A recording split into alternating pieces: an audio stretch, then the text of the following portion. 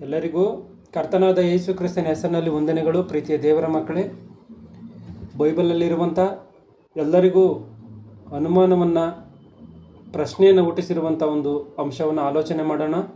ಅದೇನು ಅಂದರೆ, ಭವಿಷ್ಯತ್ತನ್ನು ತಿಳಿದಿರುವ ದೇವರು ಒಳ್ಳೆಯದರ ಕೆಟ್ಟದರ ಅರಿವನ್ನು ಹುಟ್ಟಿಸುವಂಥ ಮರವನ್ನು ಏದೇನ್ ತೋಟದಲ್ಲಿ ಇಟ್ಟದ್ದು ಏನಕ್ಕೆ ಎಂಬುದಾಗಿ ಮತ್ತೆ ಹೇಳ್ತಾ ಇದ್ದೀನಿ.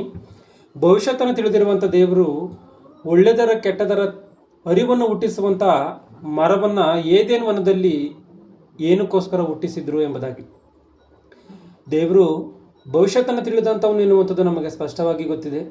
ಮುಂದೆ ಏನು ನಡೆಯುತ್ತೆ ಎನ್ನುವಂಥದ್ದು ಅರಿತಿರುವಂಥವನು ದೇವರು ಒಬ್ಬನೇ, ಯಾವ ಮನುಷ್ಯನೂ ಕೂಡ ಇಲ್ಲ. ಅಂಥ ದೇವರು ನಾನು ಏದೇನು ವನದಲ್ಲಿ ಮರವನ್ನು ಇಟ್ಟರೆ ಆ ಮರದ ಹಣ್ಣನ್ನು ಮನುಷ್ಯನು ತಿಂತಾನೆ, ಪಾಪವನ್ನು ಮಾಡ್ತಾನೆ ಎನ್ನುವಂಥ ವಿಷಯ ದೇವರಿಗೆ ಗೊತ್ತಿಲ್ವಾ? ಗೊತ್ತಿದೆ. ಅದೆಲ್ಲವೂ ಗೊತ್ತಿರುವಂಥ ದೇವರು ಏನಕ್ಕೋಸ್ಕರ ಮರವನ್ನು ಇಟ್ಟಿದ್ದಾರೋ ಅದನ್ನು ನಾವು ಆಲೋಚನೆ ಮಾಡಿ ಕಲಿತುಕೊಳ್ಳಬೇಕು. ಯಾಕೆ ಅಂತ ಅಂದರೆ, ಇವತ್ತು ಬೈಬಲನ್ನು ಆಗಲಿ, ಕ್ರಿಸ್ತನನ್ನಾಗಲಿ ನಂಬುವಂಥವರಾಗಲಿ, ನಂಬದೇ ಇರುವಂಥವರಲ್ಲಾಗಲಿ, ಇವರೆಲ್ಲರಲ್ಲೂ ಕೂಡ ಒಂದು ದೊಡ್ಡ ಪ್ರಶ್ನೆಯಾಗಿ ಉಳಿದಿರುವಂಥ ವಿಷಯ, ಏದೇನ್ ವನದಲ್ಲಿ ದೇವರು ಆ ಮರವನ್ನು ಇಟ್ಟಿದ್ದಕ್ಕೋಸ್ಕರ ಅಲ್ವಾ ಇವರು ತಪ್ಪನ್ನು ಮಾಡಿದ್ದು? ಆ ಮರವನ್ನು ಹಿಡ್ದಲೇ ಇದ್ದರೆ ಇವರೇನಕ್ಕೋಸ್ಕರ ತಪ್ಪನ್ನು ಮಾಡ್ತಾಯಿದ್ರು? ದೇವರು ಮರವನ್ನು ಇಟ್ಟು ದೇವರೇ ಅವರು ಪಾಪ ಮಾಡುವುದಕ್ಕೆ ದಾರಿಯನ್ನು ಮಾಡಿಕೊಟ್ಟು ಮನುಷ್ಯನು ಹೊಂದಬೇಕಾಗಿರುವಂಥ ನಿತ್ಯ ಜೀವವನ್ನು ಮನುಷ್ಯನು ಹೊಂದದಂಥ ರೀತಿಯಲ್ಲಿ ದೇವರೇ ಅಡ್ಡಿ ಮಾಡಿದ್ದಾನೆ, ದೇವರೇ ತಡೆದಿದ್ದಾನೆ ಎನ್ನುವಂಥ ವಿಷಯದಲ್ಲಿ ಹಲವಾರು ಜನ ಮಾತನಾಡುವಂಥದ್ದು ಸ್ಪಷ್ಟವಾಗಿ ಗೊತ್ತಿದೆ. ಏಕೆಂದರೆ ಎಷ್ಟೋ ಜನ ಆ ರೀತಿಯಾಗಿ ಮಾತನಾಡ್ತಾರೆ. ದೇವರೇ ತಪ್ಪನ್ನು ಮಾಡಿದ್ದಾನೆ, ತಪ್ಪು ಮಾಡಿರುವಂಥ ಕಾರಣವೇ ಎಲ್ಲರಿಗೂ ಮರಣ ಎನ್ನುವಂಥದ್ದು ಬಂತು, ಮನುಷ್ಯರೆಲ್ಲರಿಗೂ ಕೂಡ ನರಕಕ್ಕೆ ಹೋಗ್ಬೇಕಾಗಿರುವಂಥ ರೀತಿಯಲ್ಲಿ ಏರ್ಪಾಟಾಯಿತು. ಇದೆಲ್ಲದಕ್ಕೆ ಕಾರಣ ಆ ಮರವೇ. ಆ ಮರವನ್ನು ಹಾಕಿದಂಥ ದೇವರದ್ದೇ ತಪ್ಪು ಹೊರತು ಆದಾಮನದು ತಪ್ಪಲ್ಲ, ಇಲ್ಲ ಅವ್ವಳದು ತಪ್ಪಲ್ಲ. ದೇವರೇ ಮರವನ್ನು ಹಾಕಿ ತಪ್ಪನ್ನು ಮಾಡಿದ್ದಾನೆ ಎನ್ನುವಂಥ ರೀತಿಯಲ್ಲಿ ಮಾತನಾಡ್ತಿರುವಂಥ ಮನುಷ್ಯರಿದ್ದಾರೆ. ಒಂದು ವೇಳೆ ನಾವು ಸಾಮಾನ್ಯವಾದಂಥ ರೀತಿಯಲ್ಲಿ ನಾವು ಆಲೋಚನೆ ಮಾಡಿ ನೋಡುವಂಥದ್ದಾದರೆ, ದೇವರು ತಪ್ಪನ್ನು ಮಾಡ್ತಾನಾ? ಇದು ನಾವು ಸ್ಪಷ್ಟವಾಗಿ ಆಲೋಚನೆ ಮಾಡಬೇಕು. ಯಾಕೆ ಅಂತಂದರೆ, ತಪ್ಪನ್ನು ಮಾಡುವಂಥವನು ದೇವರಾಗೋದಕ್ಕೆ ಸಾಧ್ಯ ಇಲ್ಲ.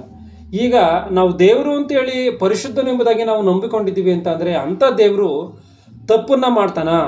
ದೇವರು ಅನಾಲೋಚನೆಯಿಂದ ಏನಾದರೂ ಮಾಡ್ತಾನ? ಆತನಿಗೆ ಆಲೋಚನೆ ಇಲ್ಲದಂಥ ರೀತಿಯಲ್ಲಿ ಆತನೇನೋ ಎಡವಟ್ಟನ್ನು ಮಾಡುವಂಥವನ ಮನುಷ್ಯನ ರೀತಿಯಲ್ಲಿ? ದೇವರು ಅನಾಲೋಚನೆಯಿಂದ ಯಾವುದೇ ಕೆಲಸವನ್ನು ಆದರೂ ಆತನು ಮಾಡಿ ಅನಂತರ ಇದು ಸರಿ ಇಲ್ಲ ಎಂಬುದಾಗಿ ಆತನು ಪಶ್ಚಾತ್ತಾಪಪಟ್ಟು ಬೇರೆ ಕೆಲಸವನ್ನು ಮಾಡುವಂಥವನ? ಈ ರೀತಿಯಾದಂಥ ಸ್ವಭಾವಗಳೇನಾದರೂ ದೇವರಲ್ಲಿ ಇದೆಯಾ? ಇಲ್ಲ. ಒಂದು ವೇಳೆ ಮರ ಹಾಕಿರುವಂಥದ್ದರ ಹಿಂದೆ ಆತನ ಮನಸ್ಸಿನಲ್ಲಿರುವಂಥ ಉದ್ದೇಶ ಏನು? ನಾವು ಭೌತಿಕವಾಗಿ ನಮ್ಮ ಎದುರುಗಡೆ ಇರುವಂಥ ಮನುಷ್ಯರ ವಿಷಯವನ್ನು ನಾವು ಆಲೋಚನೆ ಮಾಡಿ ನೋಡುವಂಥದ್ದಾದರೆ ಅವರ ಮನಸ್ಸಿನಲ್ಲಿರುವಂಥ ಕಾರ್ಯಗಳನ್ನು ತಿಳಿದುಕೊಳ್ಳೋದಕ್ಕೆ ಸಾಧ್ಯ ಇಲ್ಲ. ಯಾಕಂದರೆ ಕೊರಿಂಥ ಗ್ರಂಥದಲ್ಲಿ ಸ್ಪಷ್ಟವಾಗಿ ದೇವರೇ ಹೇಳಿದ್ದಾನೆ, ಒಬ್ಬ ಮನುಷ್ಯನೊಳಗಿನ ಆಲೋಚನೆಗಳು ಅವನಲ್ಲಿರುವಂಥ ಜೀವಾತ್ಮಕ್ಕೆ ಹೊರತು ಮತ್ತೆ ಯಾರಿಗೂ ಕೂಡ ಗೊತ್ತಿಲ್ಲ ಎಂಬುದಾಗಿ. ಒಬ್ಬ ಮನುಷ್ಯನ ಮನಸ್ಸಿನಲ್ಲಿರುವಂಥ ಆಲೋಚನೆಗಳನ್ನು ನಾವು ತಿಳಿದುಕೊಳ್ಳೋದಕ್ಕೆ ಸಾಧ್ಯವಾ ಅಂತಂದರೆ ಎಷ್ಟೋ ಕಷ್ಟ. ಒಬ್ಬ ಮನುಷ್ಯನ ಮನಸ್ಸಿನಲ್ಲಿರುವಂಥದ್ದು ಈ ರೀತಿಯಾಗಿ ಕರೆಕ್ಟಾಗಿ ಇದೇ ರೀತಿಯಾಗಿದೆ ಎನ್ನುವಂಥದ್ದನ್ನು ನಾವು ಯಾವತ್ತಿಗೂ ತಿಳಿದುಕೊಳ್ಳೋದಕ್ಕೆ ಸಾಧ್ಯ ಇಲ್ಲ. ಆದರೆ ಏನೋ ಕೆಲವು ಮನುಷ್ಯರ ಬಳಿಯಲ್ಲಿ ಸ್ವಲ್ಪ ವರ್ಷಗಳ ಕಾಲ ಕಳೀತಾ ಆ ಮನುಷ್ಯರ ಜೊತೆಯಲ್ಲಿ ಅವರ ಹಾವಭಾವಗಳು, ಅವರ ನಡವಳಿಕೆಗಳು, ಅವರ ವಿಷಯಗಳನ್ನು ಅರ್ಥ ಮಾಡಿಕೊಂಡಾಗ ಸ್ವಲ್ಪ ಮಟ್ಟಿಗೆ ನಮಗೇನೋ ತಿಳಿಬೋದು. ಅದು ಹೊರತು ಆ ದೇವರ ವಿಷಯದಲ್ಲಿ, ಮನುಷ್ಯರ ವಿಷಯದಲ್ಲೇ ಈ ರೀತಿಯಾಗಿ ಮನುಷ್ಯರ ಮನಸ್ಸಿನಲ್ಲಿರುವಂಥದ್ದನ್ನು ತಿಳಿದುಕೊಳ್ಳುವಂಥದ್ದು ಇಂಥ ಭಯಂಕರವಾದಂಥ ಕಷ್ಟ ಅಂತ ಅಂದರೆ, ದೇವರ ಮನಸ್ಸಿನಲ್ಲಿ ಈ ಒಂದು ಮರವನ್ನು ಹಾಕುವಂಥದ್ರ ಹಿಂದೆ ಇರುವಂಥ ಉದ್ದೇಶವನ್ನು ತಿಳಿದುಕೊಳ್ಳಬೇಕು ಅಂತಂದರೆ ಅದು ಎಷ್ಟು ಕಷ್ಟವಾಗಿರ್ತದೋ ಒಂದ್ಸರಿ ಆಲೋಚನೆ ಮಾಡಿ. ಕಷ್ಟವಾಗಿರಲ್ವಾ? ಖಂಡಿತವಾಗ್ಲೂ ಅದು ಕಷ್ಟವಾಗಿರ್ತದೆ. ಆ ರೀತಿಯಾಗಿ ನಾವು ದೇವರನ್ನ ಅರ್ಥ ಮಾಡಿಕೊಳ್ಬೇಕು ಅಂತಂದರೆ, ದೇವರು ಹೇಳಿದಂಥ ರೀತಿಯಲ್ಲಿ ಹಗಲು ರಾತ್ರಿ ಆತನ ಮಾತುಗಳನ್ನು ಆಲೋಚನೆ ಮಾಡಿ ಧ್ಯಾನ ಮಾಡದೇ ಇದ್ದಂಥದ್ದು ಆತನ ಮಾತುಗಳು ಅರ್ಥವಾಗಲ್ಲ, ಆತನ ಮನಸ್ಸು ಅರ್ಥವಾಗಲ್ಲ. ಆತನ ಆತನ ಕಾರ್ಯಗಳೇನು, ಆತನ ಕೆಲಸ ಕಾರ್ಯಗಳೇನು, ಆತನ ಆಲೋಚನೆಗಳೇನು, ಏನಕ್ಕೋಸ್ಕರ ಆತನ ಈ ರೀತಿಯಾಗಿ ಮಾಡಿದ್ದಾನೆ, ಇದನ್ನು ತಿಳಿದುಕೊಳ್ಳೋದಕ್ಕೆ ಸಾಧ್ಯವಾಗಲ್ಲ. ಹಗಲು ರಾತ್ರಿ ದೇವರ ಮಾತುಗಳನ್ನು ಆಲೋಚನೆ ಮಾಡ್ತಾ ಇದ್ದರೆ, ಹಗಲು ರಾತ್ರಿ ದೇವರ ಮಾತುಗಳನ್ನೇ ನಾವು ಧ್ಯಾನಿಸ್ತಾ ಇದ್ದರೆ ಆತನ ಮಾತು ಏನು ಎನ್ನುವಂಥದ್ದು ಸ್ಪಷ್ಟವಾಗಿ ಅರ್ಥವಾಗುತ್ತೆ. ಯಾಕೆಂತಂದರೆ ಸತ್ಯ ಎನ್ನುವಂಥದ್ದು ಅದು ಬಹು ದೂರ ಮತ್ತು ಆಳ ಎನ್ನುವಂಥ ರೀತಿಯಲ್ಲಿ ಬೈಬಲಲ್ಲಿ ವಾಕ್ಯಗಳಿದೆ. ಆಗಿರುವಂಥ ಕಾರಣ ದೇವರನ್ನ ಅರ್ಥ ಮಾಡಿಕೊಳ್ಬೇಕು ಅಂದರೆ ಅದು ಅಗಾಧವಾದಂಥ ವಿಷಯ. ಆ ಒಂದು ವಿಷಯವನ್ನು ಅರ್ಥ ಮಾಡಿಕೊಳ್ಬೇಕು ಅಂದರೆ ದೇವರ ಮಾತುಗಳಿಂದ ತುಂಬಿರುವಂಥ ಬೈಬಲ್ನ ಹಗಲು ರಾತ್ರಿ ಆಲೋಚನೆ ಮಾಡಿ ಅರ್ಥ ಮಾಡಿಕೊಳ್ಳದೇ ಇರುವಂಥದ್ದು, ಅರ್ಥ ಮಾಡಿಕೊಳ್ಳದಲೇ ಇದ್ದರೆ ಯಾವುದೇ ಕಾರಣಕ್ಕೂ ಕೂಡ ತಿಳಿಯಲ್ಲ. ಒಂದ್ಸರಿ ಬೈಬಲಲ್ಲಿ ದೇವರು ಒಂದು ಮಾತನ್ನು ಹೇಳ್ತಾನೆ. ಏನಕ್ಕೋಸ್ಕರ ಇವರು ಈ ರೀತಿಗೆ ಮನುಷ್ಯನು ಅಂತಾನೆ ಅಂದರೆ, ಮನುಷ್ಯನು ಯಾಕೆ ದೇವರ ಮೇಲೆ ಈ ರೀತಿಗೆ ತಪ್ಪನ್ನು ಹೊರಿಸ್ತಾನೆ ಅಂದರೆ, ದೇವರ ಮಾತುಗಳ ಮೇಲೆ ಸರಿಯಾದಂಥ ರೀತಿಯಲ್ಲಿ ಅವಗಾಹನೆ ಇಲ್ದಲೇ ಇರುವಂಥದ್ದೇ. ಬೈಬಲ್ನ ಯಾವ ರೀತಿಗೆ ಓದ್ಬೇಕು ಎನ್ನುವಂಥದ್ದು ಗೊತ್ತಿರಲ್ಲ. ದೇವರು ಒಂದು ವೇಳೆ ಅದನ್ನು ಮಾಡಿದಾನೆ ಅಂದರೆ ಅದನ್ನು ಯಾಕೋಸ್ಕರ ದೇವರು ಆ ರೀತಿಗೆ ಮಾಡಿದನೋ, ಏನಕ್ಕೋಸ್ಕರ ಮಾಡ್ತಾನೋ ಎನ್ನುವಂಥ ರೀತಿಯಲ್ಲಿ ಆಲೋಚನೆ ಮಾಡದೆ ಇವರಿಗೆ ಬಂದಂಥ ರೀತಿಯಲ್ಲಿ ಮನಸ್ಸಿನಲ್ಲಿ ಆಲೋಚನೆ ಮಾಡಿ ಅರ್ಥ ಮಾಡಿಕೊಳ್ಳುವಂಥ ಕಾರಣ ಅದು ಅರ್ಥವಾಗಲ್ಲ. ಬೈಬಲಲ್ಲಿ ದೇವರೇ ಒಂದು ಮಾತನ್ನು ಹೇಳಿದಾನೆ. 2 ಕೊರಿಂಥಿ 10:7 ಗಮನಿಸಿ. 2 ಕೊರಿಂಥಿ 10:7 ನೀವು ಮುಖದ ಮುಂದೆ ಇರುವಂತದ್ದನ್ನು ನೋಡಿರಿ. ನೋಡಿ, ಕನ್ನಡ ಬೈಬಲಲ್ಲಿ ಮುಖದ ಮುಂದೆ ಇರುವಂತದ್ದನ್ನು ನೋಡಿರಿ ಎಂಬುದಾಗಿದೆ. ತೆಲುಗು ಭಾಷೆಯಲ್ಲಿ ಅದೇ ಏನಿದೆ ಅಂದರೆ ಅದೇ ಮಾತು 2 ಕೊರಿಂಥಿ 10:7 ಸಂಗతులను ಪೈಪೈನೆ మీరు చూచుచున్నారు. ಅಂದರೆ ಸಂಗತಿಗಳನ್ನು ನೀವು ಮೇಲೆ ನೋಡ್ತಾ ಇದ್ದೀರಾ. ಸತ್ಯ ಎನ್ನುವಂಥದ್ದು ಆಳವಾಗಿಯೂ ದೂರವಾಗಿಯೂ ಇದೆ ಅಂತ ಅಂದರೆ ನಾವು ದೇವರ ಮಾತುಗಳಲ್ಲಿ ಇರುವಂಥ ಮರ್ಮವನ್ನು ಅರ್ಥ ಮಾಡಿಕೊಳ್ಬೇಕು ಅಂದರೆ ದೇವರ ಮಾತುಗಳಲ್ಲಿ ಆಳವಾಗಿ ಇಳಿದು ಹೋದ್ರೇನೆ.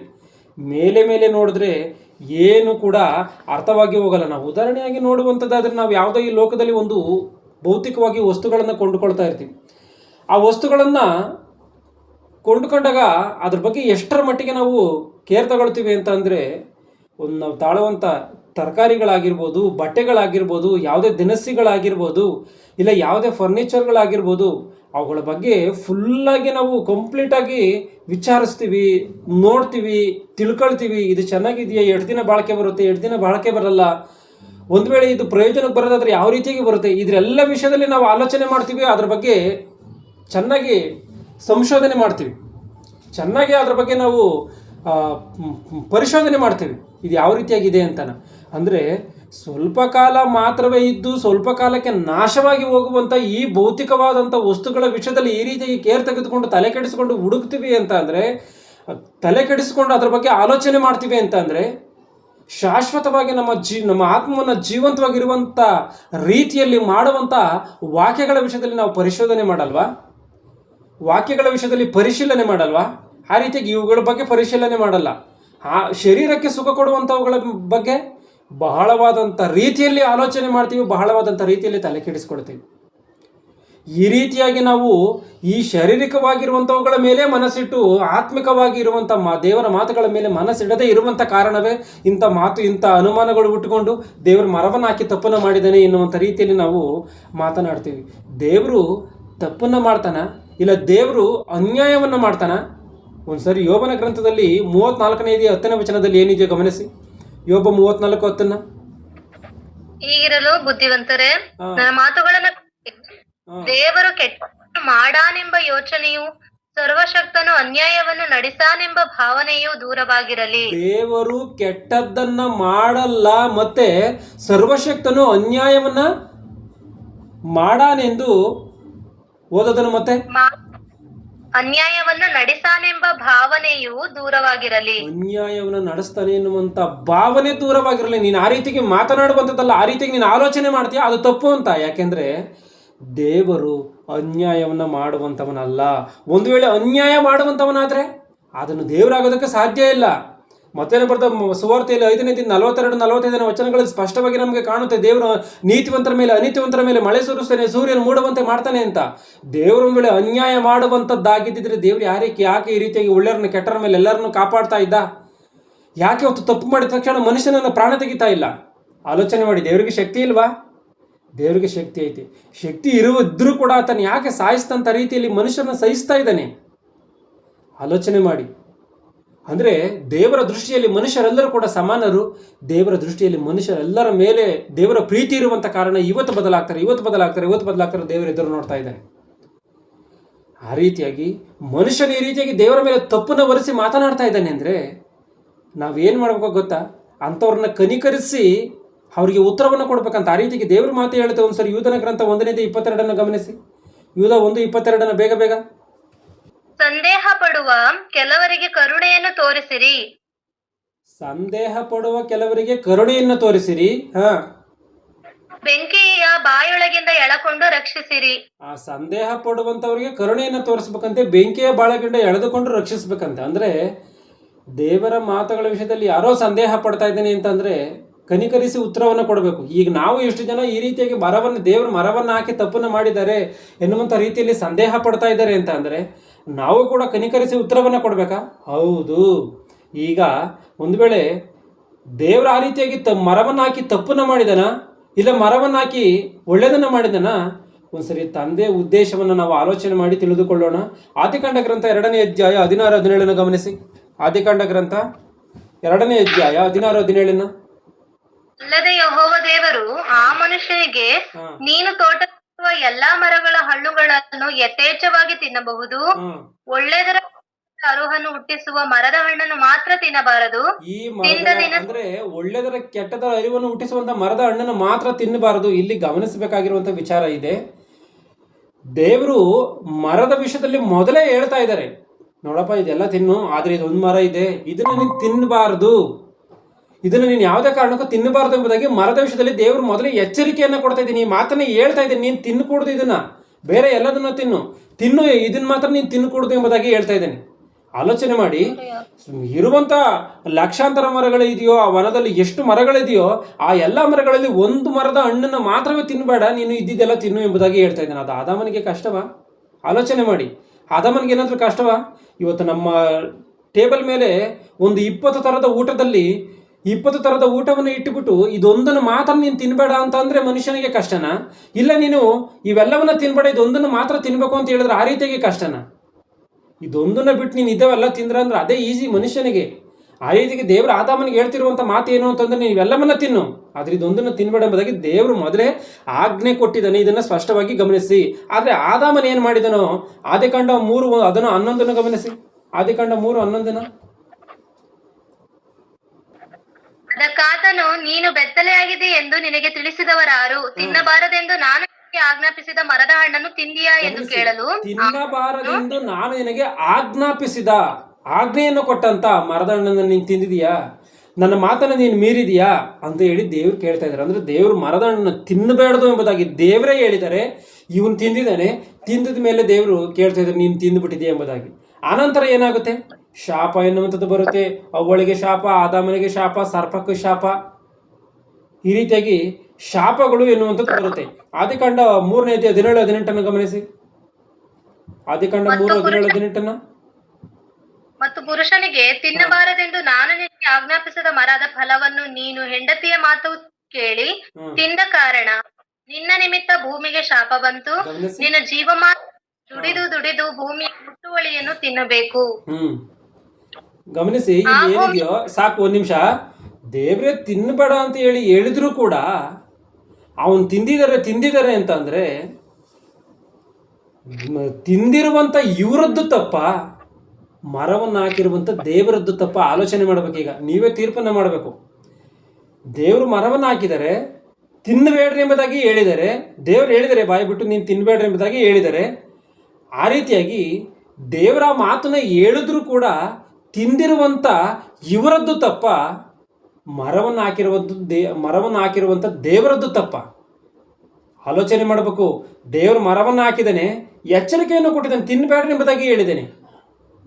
ಇವರು ಮಾತ್ರ ಏನು ಮಾಡಿದ್ದಾರೆ? ತಿಂದಿದ್ದಾರೆ. ಅಂದರೆ ತಿಂದಿರುವಂಥ ಇವರದ್ದೇ ತಪ್ಪು ಹೊರತು ಮರವನ್ನು ಹಾಕಿರುವಂಥ ದೇವರದ್ದು ತಪ್ಪಲ್ಲ.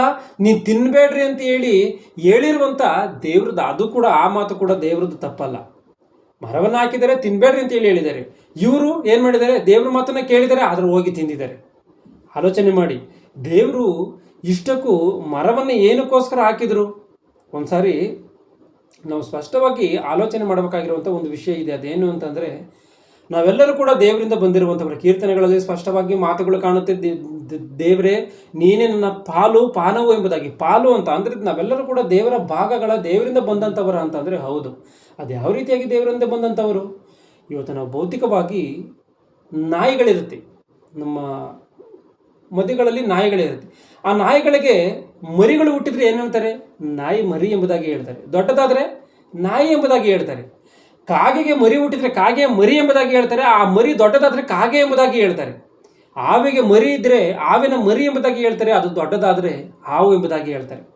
ಆ ರೀತಿಯಾಗಿ ರಾಜನಿಗೆ ಮಗನಿದ್ದರೆ ರಾಜಕುಮಾರ ಯುವರಾಜ ಎಂಬುದಾಗಿ ಹೇಳ್ತಾರೆ. ಆತನು ದೊಡ್ಡವನಾದರೆ ರಾಜ ಎಂಬುದಾಗಿ ಹೇಳ್ತಾರೆ. ಆ ರೀತಿಯಾಗಿ ದೇವರಿಂದ ಬಂದಿರುವಂಥ ನಾವು ಚಿಕ್ಕವರಾಗಿರುವಂಥ ಕಾರಣ ದೇವರ ಮಕ್ಕಳು ನಾವು.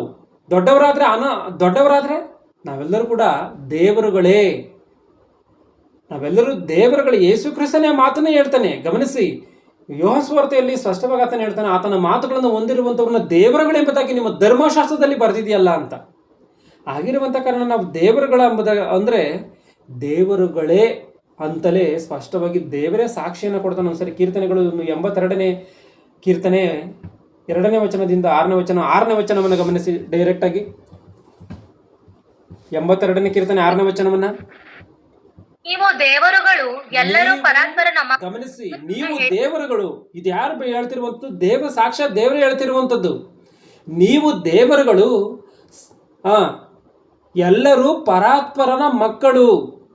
ದೇವರಿಂದ ಬಂದಿರುವಂಥವ್ರು ದೇವರಾಗಲ್ವಾ? ಆದಾಮನು ಅವಳು ಹಣ್ಣನ್ನು ತಿನ್ನುವಂಥ ಸಮಯದಲ್ಲಿ ಸೈತಾನನು ಒಂದು ಮಾತನ್ನು ಹೇಳ್ತಾನೆ, ನೀವು ಈ ಹಣ್ಣನ್ನು ತಿಂದರೆ ದೇವರಂತೆ ಆಗ್ತೀರಾ ಅಂತ. ಅವರು ದೇವರಲ್ವಾ? ದೇವರಿಂದ ಬಂದಿರುವಂಥ ಅವರು ದೇವರಲ್ವಾ? ದೇವರೇ. ಆದರೆ ಸೈತಾನನು ಅವರ ಕಣ್ಣನ್ನು ಕಟ್ಟುವಂಥ ರೀತಿಯಲ್ಲಿ ಮಾತನಾಡ್ತಾ ಇದ್ದಾನೆ. ಆಲೋಚನೆ ಮಾಡಿ, ದೇವರಿಂದ ಬಂದಿರುವಂಥ ನಾವು ದೇವರ ಮಕ್ಕಳು ಅಂದರೆ ದೇವರಿಂದ ಬಂದಿರುವಂಥ ನಾವು ದೇವರೇ. ದೇವರು ಯಾವ ರೀತಿಯಾಗಿ ಸ್ವತಂತ್ರನೋ ನಾವು ಕೂಡ ಅದೇ ರೀತಿಯಾಗಿ ಸ್ವತಂತ್ರ. ಇದನ್ನು ಸ್ಪಷ್ಟವಾಗಿ ಗಮನಿಸಬೇಕು. ದೇವರೇನೋ ನಮ್ಮನ್ನು ರೋಗಗಳ ರೀತಿಯಲ್ಲಿ ನಾವೇನೋ ಅದನ್ನು ದೇವ್ರು ಹೇಳಿದಂಥ ರೀತಿಯಲ್ಲೇ ಬದುಕಬೇಕು. ಈ ರೀತಿಯಾಗಿ ಮಾಡಿದ ಆ ರೀತಿಯಾಗಿ ಮಾಡು, ಈ ರೀತಿಗೆ ಬಂಧನೆಯಲ್ಲಿ ಇಟ್ಟಿಲ್ಲ. ದೇವರು ಒಳ್ಳೆಯದು ಕೆಟ್ಟದ್ದು ಎಲ್ಲ ಜ್ಞಾನವನ್ನು ಕೊಟ್ಟಿದ್ದಾನೆ. ಎಲ್ಲ ಜ್ಞಾನವನ್ನು ಕೊಟ್ಟು ಏತೇನ ತೋಟದಲ್ಲಿ ಇಟ್ಟಿದ್ದಾನೆ. ಆದಾಮನು ಒಂದು ವೇಳೆ ಹಣ್ಣು ತಿಲ್ಲದ ತಪ್ಪನ್ನ ಮಾಡದಂಥ ರೀತಿಯಲ್ಲೂ ಕೂಡ ಕೆಟ್ಟದ್ದು ಯಾವುದು ಒಳ್ಳೇದು ಯಾವುದು ಅಂತ ಹೇಳಿ ತಿಳ್ಕೊಬೋದಾಯಿತು. ಆದರೆ ತಪ್ಪನ್ನ ಮಾಡಿ ಕೆಟ್ಟದನ್ನು ತಿಳಿದುಕೊಂಡಿದ್ದಾನೆ ಅಷ್ಟೇ. ದೇವರು ಯಾವ ರೀತಿಯಾಗಿ ಸ್ವತಂತ್ರನೋ ಮನುಷ್ಯರಾಗಿರುವಂಥ ಆತನ ಮಕ್ಕಳಾಗಿರುವಂಥ ನಾವು ಕೂಡ ಸ್ವತಂತ್ರರಾಗಿ ಇರಬೇಕು ಎನ್ನುವಂಥ ಆಲೋಚನೆಯಿಂದಲೇ ಎಲ್ಲ ಜ್ಞಾನವನ್ನು ಕೊಟ್ಟಿದ್ದೇನೆ, ಹಣ್ಣನ್ನು ಕೊಟ್ಟಿದ್ದೇನೆ, ನೀನು ತಿನ್ನಬೇಡ ಎಂಬುದಾಗಿ ದೇವರು ಆಜ್ಞೆಯನ್ನು ಕೊಟ್ಟಿದ್ದಾನೆ. ಆ ರೀತಿಯಾಗಿ ಸ್ವತಂತ್ರವಾದ ಆಲೋಚನೆ ಇರುವಂಥ ನಾವು ಸ್ವತಂತ್ರದಲ್ಲಿ ಇರಬೇಕಾಗಿರುವಂಥ ರೀತಿಯಲ್ಲಿ ಬದುಕ್ತಾ ಇರುವಂಥ ನಮಗೆ ಅಂದರೆ ಆ ಒಂದು ಆದಾಮರಿಗೆ ದೇವರೇನು ಮಾಡಿದ್ದಾನೆ? ಸ್ವತಂತ್ರ ಇದೆ ಅಂತ ಹೇಳಿ ಆತನು ಸ್ಪಷ್ಟವಾಗಿ ಆ ಆಜ್ಞೆಯನ್ನು ಕೊಟ್ಟು ಹಣ್ಣನ್ನು ಕೂಡ ಹುಟ್ಟಿಸಿ ಹಣ್ಣಿನ ಮರವನ್ನು ಕೂಡ ಇಟ್ಟು